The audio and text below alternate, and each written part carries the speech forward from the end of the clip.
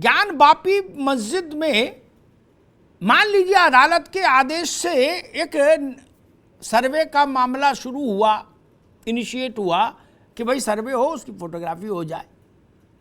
उसमें ऐसा किसी मस्जिद में, मंदिर में, गुरुद्वारा में, गिरजाघर में ऐसा क्या होता है छुपाने का कि उसको रोकने के लिए 1500 आदमी गेट पे आ जाए, जिंदाबाद मुर्दाबाद होने लगे और तनाव फिजा में फैल जाए?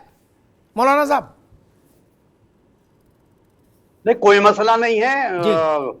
कोई फोटोग्राफी से या किसी से, जब हमने कोई ऐसा जुर्म किया ही नहीं तो छुपाने की क्या जरूरत है जी। और फिर है तो फिर तारीख अपने को दोहराती है जी। और किया होगा तो उसका खमियाजा सबको भुगतना पड़ेगा जी। नहीं, लेकिन फिर बनारस में तो 2 दिन शासन लगा रहा, प्रशासन लगा रहा, जनता लगी रही, अदालत का आदेश सामने रहा, उसके बाद भी सर्वे नहीं हो पाया, वीडियोग्राफी नहीं हो पाई।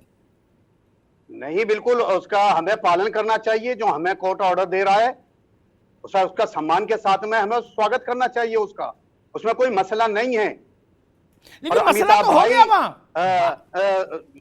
एक मिनट गस्बी जगह पर न मंदिर न मस्जिद, कोई इबादत ही नहीं है। छीन करके किसी की जायदाद को, प्रॉपर्टी को, उसके ऊपर धर्म स्थल बनाना, उसके बाद में पूजा पाठ या इबादत करना किसी मजहब में नहीं है। जी। एक सवाल मैं फजील साहब आपसे लूं, फिर मैं बाकी लोगों के पास जाऊं। अंजुमन इंतजामिया कमेटी जो वहां का व्यवस्था देखती है ज्ञान वापी मस्जिद परिसर में, उसके सेक्रेटरी ने कहा कि किसी भी गैर मुस्लिम को हम नहीं घुसने देंगे मस्जिद में। अब कोर्ट के आदेश में कोर्ट ने तय किए नाम।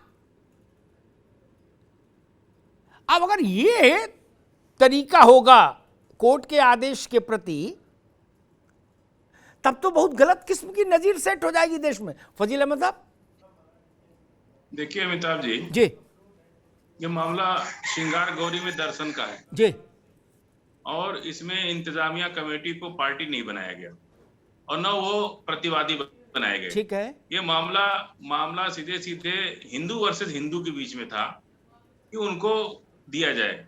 अचानक से जब कोर्ट कमीशन आया तो उन्होंने कहा कि हम मस्जिद के अंदर भी सर्वे करेंगे, जबकि कोर्ट के ऑर्डर में कहीं इस तरह की कोई बात नहीं है कि आप मस्जिद के अंदर सर्वे करेंगे। श्रृंगार गौरी में दर्शन का मामला है, ज्ञान वापी मामला अलग है, वो हाईकोर्ट से स्टे है और धर्मस्थल विधेयक देश में पास है, तो तब तक उस पर मुकदमा चल भी नहीं सकता।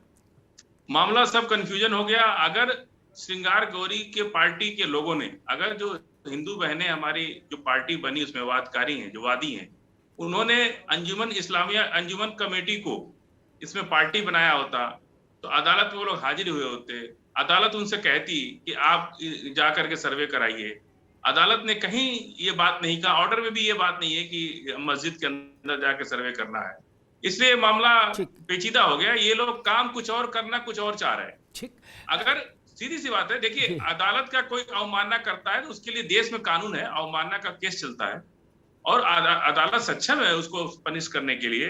अगर मान लीजिए आपको पार्टी नहीं बनाया गया और आपके घर में घुस के एक मिनट, ये किसी का व्यक्तिगत घर नहीं, मंदिर मस्जिद गुरुद्वारा, एक तो ये समझना होगा। ठीक, ये मेरे जैसे मेरा फ्लैट है वैसे किसी की मिल्कियत नहीं हो सकते ना, ये पब्लिक प्रॉपर्टी है, इसीलिए इनको पब्लिक प्रॉपर्टी बोलते हैं। अंजुमन तंजीम कमेटी को, अरे कोई कमेटी हो महाराज, देश के कानून से ऊपर कमेटी हो जाएगी? अरे सर, कानून में ये भी तो है ना कि हमको पता होना चाहिए कि भाई हमें क्या करना है। एक मिनट फजील अहमद, आपने चित्र देखे होंगे, ये सैकड़ों हजारों लोग वहां जिंदाबाद मुर्दाबाद करने किस लिए पहुंच गए? अरे भाई मान लीजिए यही बात थी जो आप कह रहे हैं, हम एक क्षण को मान लें, तो बाकी लोग वहां किस लिए पहुंच गए? वहां हर जुम्मे को तो भीड़ नहीं होती इतनी, ये किस लिए पहुंच गए थे वहां? गेट पे ताला लगा के खड़े हो गए, बोले नहीं जाने देंगे, ये किस लिए खड़े हुए थे? देखिए, अदालत में बहुत तरह के हथकंडे चलते हैं। जो लोग अदालती प्रक्रिया को जानते हैं वो जानते हैं कि इसमें हथकंडेबाजी बहुत होती है। जब अदालत ने ज्ञान वापी मस्जिद का नाम तक नहीं आदेश के अंदर, ज्ञान माफी मस्जिद में कहीं जाने का कोई आदेश नहीं है, ना सर्वे करने का आदेश है, ना ही इंतजामिया कमेटी को कोई ऑर्डर रिसीव कराया गया कि आपको कराना है। अचानक से आप आके कह रहे हैं कि इसमें सर्वे करना है। तो एक विवाद, क्योंकि दूध का जला मट्ठा फूंक के पीता है। बाबरी मस्जिद से मुसलमान डरे हुए हैं। दोबारा आएंगे। जो फजील अहमद कह रहे हैं उसमें कई कंफ्यूजन है और कुछ विरोधाभासी चीजें भी हैं।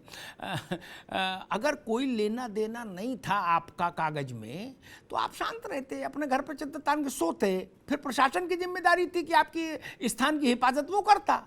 ठीक, आप वहां खड़े होके चौड़े में नारेबाजी करो, इसकी जरूरत नहीं थी। एक दूसरा, आज आप अदालत के सामने क्या पिटीशन लेके गए, फिर क्यों गए कि भाई कोर्ट कमिश्नर बदल दो, अब रामलाल नहीं श्यामलाल चाहिए? इसका मतलब आप उसमें रुचि ले रहे हैं। अभी आप वहां खड़े होकर कह रहे थे कि हमसे इंतजाम में। एक मिनट फजील अहमद साहब, तो पूरी तरह से इंटरवीन करना पड़ेगा ना उसके अंदर। एक मिनट भाई, एक दोबारा आएंगे, अभी सुन लो, तब तक उसके तर्क जुटा लो।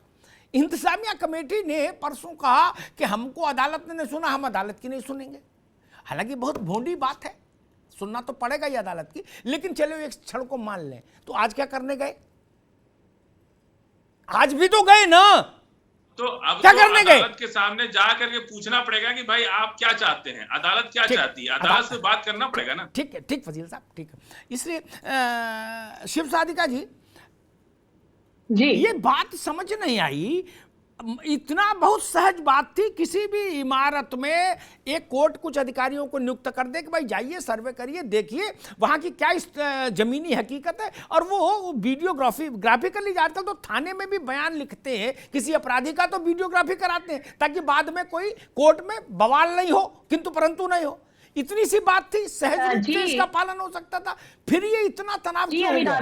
जी, ये तनाव इसलिए हो गया है, एक तो सीना ऊपर से सीना जोड़ी, एक तो चोरी ऊपर से सीना जोड़ी जी।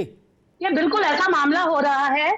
देखिए छोटा सा मामला जब बार बार बता रहे हैं, इतना स्पष्ट एक वीडियोग्राफी का मामला, इसमें तो कोई डर की बात ही नहीं है। तो फिर डरने वाली तो बात क्या थी इसमें बना करने वाली? और अगर फैजल साहब ने अभी ये बोला है कि ये मुद्दा बिल्कुल अलग है, तो हमें समझ नहीं आता कि वो इतनी भीड़ और इतना जो वो माहौल खराब किया गया, वो किस प्लानिंग के तहत वहां किया गया जी। अगर इतना ही स्पष्ट और सीधा मामला आपको लग रहा है, इसमें कोई सियासत या कोई भी आपको ऐसा आप एक छोटी सी बात का मैं आपसे एक प्रश्न करती हूँ।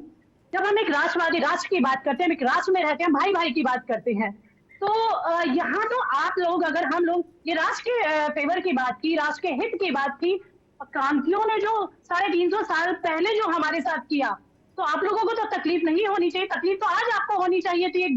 माननीय न्यायालय के अगेंस्ट अगर ऐसा कार्य हो रहा है तो तकलीफ की तो ये बात है जी, बहुत दुर्भाग्यपूर्ण है जी।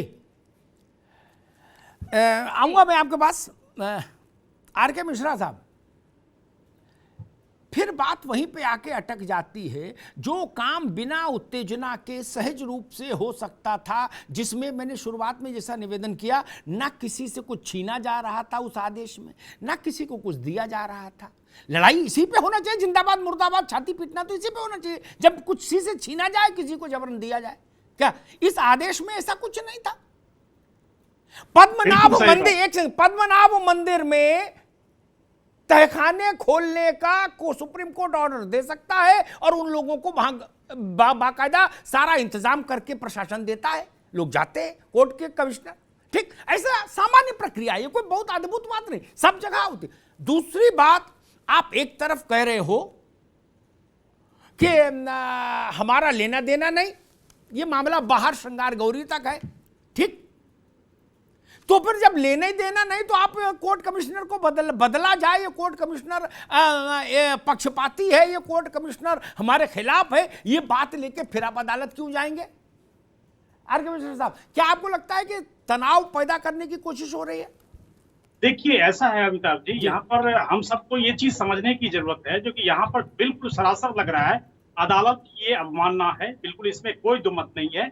अदालत ने एक मात्र स्वच्छ और स्वस्थ आदेश दिया, जो कि वहां की सर्वे की जाएगी और जो श्रृंगार गौरी की जिस तरह पे वहां पर जैसे साल में 2 बार पूजा की जाती है, और निश्चित तौर पर उसी के तहत जो है सो इसको क्रियान्वयन किया जाए, और ये प्रतिदिन इसी यहाँ पर जो है सो पूजा की है। मात्र इतना ही आदेश था, और इसके लिए सर्वे और वीडियोग्राफी कराने की जो यथास्थिति या जो मौजूदा स्थिति है वो किस हाल में है, यही जानने की उनकी अदालत की इच्छा थी। लेकिन जिस तरह से सर्वविदित है, जो कि मुगलों ने जिस तरह से हमारे भारत के अंदर में जिस आक्रामकता के साथ मंदिरों को ध्वस्त किया, और ध्वस्त करने के बाद अगर आप देखेंगे तो 1669 ईस्वी से, हालांकि यहाँ पर स्कॉलर भी बैठे हुए हैं, सब तरह के बैठे हुए हैं, इतिहास के भी जानकार हैं, मैं इतना ही कहना चाहूंगा, जो औरंगजेब ने जिस आदेश को जिस तरह के आदेश दिए थे, ये आदेश उसी काल में एक मासिर ए आलमगिरी, ये एक किताब अरबी भाषा में साकी मुस्तैद खान ने लिखी हुई थी, और उसमें वो आदेश की जो ओरिजिनल कॉपी है वो अभी भी कलकत्ता के कोलकाता, जी बिल्कुल, एशियाटिक सोसाइटी ऑफ बंगाल में अभी भी पड़ी हुई है ओरिजिनल कॉपी। अगर वो देखनी है तो बिल्कुल वो भी देखी जा सकती है। तो जिस तरह से ये आक्रामकता के साथ, चाहे सोमनाथ मंदिर को ले लें, चाहे आप ज्ञानवापी मस्जिद को ले लें, चाहे आप बाबरी मस्जिद को ले लें, ऐसे आपको हजार, कम से कम मुझे लग रहा है 1000 से ऊपर ऐसे मंदिरों को ध्वस्त किया गया। और ये जिस आक्रामकता के साथ किया गया, निश्चित तौर पर इस तरह की, अगर आज विषय वो चीज आ रहा है, और निश्चित तो है, क्योंकि उस विषय को अगर अदालत उस चीज को संज्ञान में लेना तो होना चाहिए। चाहे मैं मुस्लिम भाइयों से भी ये भी कहना चाहूंगा, जो कि अदालत की अवमानना करना बहुत ही गलत है, और अदालत इसमें बिल्कुल संज्ञान लेगी। आज अगर आप इंटरेस्ट नहीं रखते, आज अगर आपको इसमें रुचि नहीं होती, तो आज कमिश्नर को बदलने की कहाँ पे जरूरत थी आपको। वहां पर शुक्रवार को नमाज पढ़ने के दिन इतना भीड़ कभी इकट्ठा नहीं होता था, इतना भीड़ कभी इकट्ठा नहीं होता था, लेकिन डेलिबरेटली जानबूझ करके वहां पर भीड़ इकट्ठे किए गए, और वहां पर जो अराजक तत्व थे वहां पर नारेबाजी भी हुई। आसपास के जिलों से भी लोग बुलाए गए, कॉल देकर बुलाए गए। ये तरीका मुझे लगता है फजील साहब, ये तरीका ठीक नहीं। अच्छा, दूसरा एक तर्क दिया गया, इंतजामिया कमेटी ने ही तर्क दिया। वो एक तरफ कहती मेरा कोई लेना देना नहीं, दूसरी तरफ हर सवाल पर जवाब दे वो खुद देती आगे आके, और सवाल भी खुद ही खड़े करती। उसने कहा ये जो कमेटी के लोग आए, कोर्ट ने जो कमेटी बनाई है गए, इन्होंने उंगली से खुरेदने की कोशिश की दीवारों को, उससे इमारत को नुकसान पहुंच सकता है। अब बताओ, उंगली से इमारत नुकसान पहुंच सकता है क्या फजील अहमद साहब? देखिए, ये सब बातें तो तरह तरह की हो रही हैं जी, सच्चाई से बहुत दूर है। रहा सवाल, आपने कहा कि इतने मुसलमान, अमिताभ जी मैं आपको बताऊं कि ज्ञानवापी मस्जिद के इंटायर 5 किलोमीटर के अंदर में 5 लाख लोग मुसलमान रहते हैं। जी हाँ, पूरी लोकसभा आपकी जो मोदी जी की जो लोकसभा है, उस काशी विश्वनाथ गोदौलिया के इंटायर 5 किलोमीटर अंदर में ही 5 लाख मुसलमान। जी हाँ, मालूम है। और कहीं ज्यादा मुसलमान है भी नहीं। उसी जगह इतने मुसलमान हैं कि वहां अगल बगल जिलों से बुलाने की जरूरत नहीं पड़ेगी। जी हाँ। और आपसे बता दें कि ईद के बाद का पहला जुमा था, इसलिए वहां ज्यादा भीड़ थी और लोग उपस्थित थे। और थोड़ा जब इस तरह की बातें होती हैं तो एक कौतूहल होता है, क्योंकि बाबरी मस्जिद से धोखा खा चुके हैं मुसलमान।